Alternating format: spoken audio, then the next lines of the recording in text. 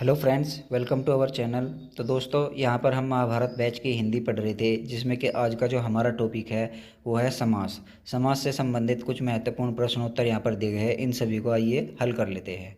तो सबसे पहला प्रश्न है यहाँ पर प्रश्न नंबर 1, नवरत्न शब्द में निम्नलिखित में से कौन सा समास प्रयुक्त हुआ है। तो नवरत्न यानी नौ रत्नों का समूह, और जिस शब्द का पहला पद किसी संख्या को दर्शाता है वहाँ पर समास हो जाता है द्विगु समास। तो प्रश्न का ऑप्शन नंबर ए बिल्कुल सही जवाब हो जाएगा, द्विगु समास। अगला प्रश्न है यहाँ पर प्रश्न नंबर 2, चंद्रशेखर शब्द में निम्नलिखित में से कौन सा समास लगा हुआ है। तो चंद्रशेखर यानी कि चंद्र है शिखर पर, जिसके किसके शिखर पर चंद्र होता है, शिव जी के। तो यहाँ पर ये किसी तीसरे पद की ओर इशारा कर रहा है, तो इस प्रश्न का सही जवाब हो जाएगा ऑप्शन नंबर डी। जब दिए गए सामासिक पद में दोनों पद अप्रधान हो और किसी तीसरे शब्द की ओर इशारा करते हो तो वहाँ पर बहुब्रीहि समास होता है। तो चंद्र है शिखर पर, जिसके अर्थात शिव जी की यहाँ पर बात हो रही है, तो यहाँ पर हो जाएगा बहुब्रीहि समास। अगला प्रश्न यहाँ पर प्रश्न नंबर 3, यथारुचि शब्द में निम्नलिखित में से कौन सा समास है। तो यथारुचि इसमें यहाँ पर हो जाएगा अवयवी भाव समास। अब देखिए, अवयवी भाव समास की यहाँ पर पहचान क्या है। इसमें ज़्यादातर जो शब्द होते हैं उनमें उपसर्ग लगा हुआ होता है, तो यही इसकी एक बेसिक सी पहचान है। उपसर्ग लगे हुए शब्दों में अवयवी भाव समास होता है। तो देखिए, यथा यथा यहाँ पर एक उपसर्ग है जो कि रुचि शब्द के पहले लगा हुआ है, तो इसलिए यहाँ पर इस प्रश्न का सही जवाब हो जाएगा ऑप्शन नंबर सी, अव्ययी भाव समास। अगला प्रश्न यहाँ पर प्रश्न नंबर 4, निम्नलिखित में से कौन सा बहुब्रीहि समास का उदाहरण है। तो देखिए, बहुब्रीहि समास का जो उदाहरण है वो हो जाएगा ऑप्शन नंबर बी, लंबोदर। यानी लंबा है उदर जिसका, उदर मतलब पेट, किसका लंबा पेट है, तो गणेश जी को ही यहाँ पर लंबे उदर वाला बोला जाता है, तो ये एक भगवान का नाम हो गया लंबोदर। तो इस प्रश्न का बिल्कुल सही जवाब क्या हो जाएगा ऑप्शन नंबर बी। अगला प्रश्न यहाँ पर प्रश्न नंबर 5, निम्नलिखित में से कौन सा अव्ययी भाव समास का उदाहरण है। तो देखिए, अव्ययी भाव समास का उदाहरण कौन सा है, रण में कौशल या पीला है वस्त्र जिसका, तो उसको तो पीताम्बर बोलते हैं, ये तो बहुब्रीहि हो जाएगा। सत्य के लिए आग्रह, ये आपका तत्पुरुष समास हो जाएगा। रण में कौशल, ये भी आपका तत्पुरुष समास। तो ऑप्शन नंबर सी इस प्रश्न का बिल्कुल सही जवाब हो जाएगा, समय के अनुसार। समय के अनुसार ये आपका अव्ययी भाव समास का उदाहरण है। अगला प्रश्न यहाँ पर प्रश्न नंबर 6, पाठशाला में निम्नलिखित में से कौन सा समास प्रयुक्त हुआ है। तो देखिए, पाठशाला, पाठ के लिए शाला, तो यहाँ पर हो जाएगा तत्पुरुष समास। ऑप्शन नंबर सी प्रश्न का बिल्कुल सही जवाब हो जाएगा। अगला प्रश्न यहाँ पर प्रश्न नंबर 7, नेत्रहीन निम्नलिखित में से किस समास का उदाहरण है। तो नेत्रहीन, नेत्र के बिना हीन या नेत्र से हीन, तो यहाँ पर हो जाएगा तत्पुरुष समास। ठीक है। अगला प्रश्न यहाँ पर प्रश्न नंबर 8, दीनानाथ में निम्नलिखित में से कौन सा समास है।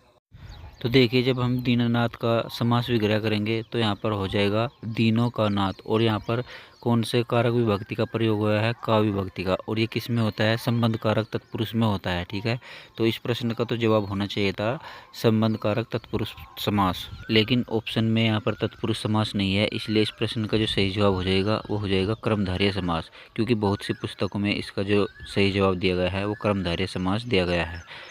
अतः इस प्रश्न का जो सही जवाब होगा ऑप्शन नंबर ए, क्रमधारय समास। अगला प्रश्न यहाँ पर प्रश्न नंबर 9, विशेषण और विशेष्य के योग से कौन सा समास बनता है। तो देखिए, विशेषण और विशेष्य के जो योग से समास बनता है वो होता है क्रमधारय समास। यहाँ पर एक विशेष्य होता है और एक इसकी विशेषता बताने वाला यहाँ पर एक शब्द होता है। ठीक है। अगला प्रश्न यहाँ पर प्रश्न नंबर 10, पीताम्बर में निम्नलिखित में से कौन सा समास प्रयुक्त हुआ है। तो पीताम्बर में यहाँ पर समास जो है वो हो जाएगा बहुब्रीहि समास। ऑप्शन नंबर सी प्रश्न का बिल्कुल सही जवाब हो जाएगा। पीताम्बर का समास विग्रह करेंगे, पीला है अंबर जिसका, पीत प्लस अंबर यानी कि पीला है अंबर जिसका, अर्थात कृष्ण जी, कृष्ण जी पीले वस्त्र पहनते थे। ठीक है, तो इस प्रश्न का सही जवाब है ऑप्शन नंबर सी, बहुब्रीहि समास। अगला प्रश्न यहाँ पर प्रश्न नंबर 11, जिस समास के दोनों पद अप्रधान होते हैं वहाँ पर कौन सा समास होता है। तो जिस समास के दोनों पद अप्रधान होते हैं और वो किसी तीसरे शब्द की ओर इशारा करता है तो वहाँ पर हो जाता है आपका बहुब्रीहि समास। अगला प्रश्न यहाँ पर गगनचुंबी में निम्नलिखित में से कौन सा समास प्रयुक्त हुआ है। तो गगनचुंबी यानी गगन को चूमने वाला, तो प्रश्न का सही जवाब हो जाएगा ऑप्शन नंबर सी, तत्पुरुष समास, गगन को चूमने वाला। अगला प्रश्न यहाँ पर प्रश्न नंबर 13, त्रिफला शब्द में निम्नलिखित में से कौन सा समास है। तो देखिए, त्रिफला शब्द में यहाँ पर द्विगु समास हो जाएगा। ऑप्शन नंबर सी इस प्रश्न का बिल्कुल सही जवाब है। अगला प्रश्न यहाँ पर प्रश्न नंबर 14, चक्रपाणी में निम्नलिखित में से कौन सा समास है। तो चक्रपाणी यानी कि चक्र है पानी में जिसके, पानी मतलब भुजाओं में, हाथों में, तो चक्र है हाथों में जिसके। ठीक है, तो यहाँ पर हो जाएगा ऑप्शन नंबर 20 प्रश्न का बिल्कुल सही जवाब हो जाएगा बहुब्रीहि समास। अगला प्रश्न यहाँ पर प्रश्न नंबर 15, देशभक्ति में कौन सा समास है? तो देशभक्ति, देश के लिए भक्ति, तो यहाँ पर हो जाएगा तत्पुरुष समास। इस प्रश्न का बिल्कुल सही जवाब हो जाएगा। अगला प्रश्न यहाँ पर प्रश्न नंबर 16, गौशाला में कौन सा समास है? तो देखिए गौशाला, गो के लिए शाला, ठीक है, गो के लिए शाला, तो यहाँ पर हो जाएगा तत्पुरुष समास। ऑप्शन नंबर इस प्रश्न का बिल्कुल सही जवाब है। अगला प्रश्न यहाँ पर प्रश्न नंबर 17, किस समास में कोई पद प्रधान नहीं होता? यानी कि कोई भी शब्द यहाँ पर प्रधान नहीं होता, कि कोई तीसरा ही पद यहाँ पर प्रधान होता है, तो यहाँ पर होता है बहुब्रीहि समास। किसी तीसरे शब्द की ओर जो इशारा करता है उसको कहते हैं बहुब्रीहि समास। ऑप्शन नंबर सी इस प्रश्न का बिल्कुल सही जवाब है। अगला प्रश्न यहाँ पर प्रश्न नंबर 18, किस शब्द में तत्पुरुष समास है? तो देखिए तत्पुरुष समास यहाँ पर किस में हो जाएगा? ऑप्शन नंबर बी मधुमक्खी, मधुमक्खी में यहाँ पर तत्पुरुष समास हो जाएगा। तो प्रश्न का सही जवाब है ऑप्शन नंबर बी। अगला प्रश्न यहाँ पर प्रश्न नंबर 19, आप बीती शब्द में समास है? तो आप बीती मतलब अपने पर बीती, तो इस प्रश्न का सही जवाब हो जाएगा ऑप्शन नंबर डी तत्पुरुष समास। अगला प्रश्न है यहाँ पर प्रश्न नंबर 20, घास फूस में कौन सा समास है? तो देखिए घास फूस में जो समास हो जाएगा वो हो जाएगा द्वंद्व समास। द्वंद्व समास की पहचान क्या है कि दोनों ही शब्द इसमें प्रधान होते हैं और बीच में इसमें डैश लगा हुआ होता है, तो इसको यहाँ पर द्वंद्व समास कहते हैं। तो प्रश्न नंबर 20 का सही जवाब हो जाएगा ऑप्शन नंबर डी द्वंद्व समास।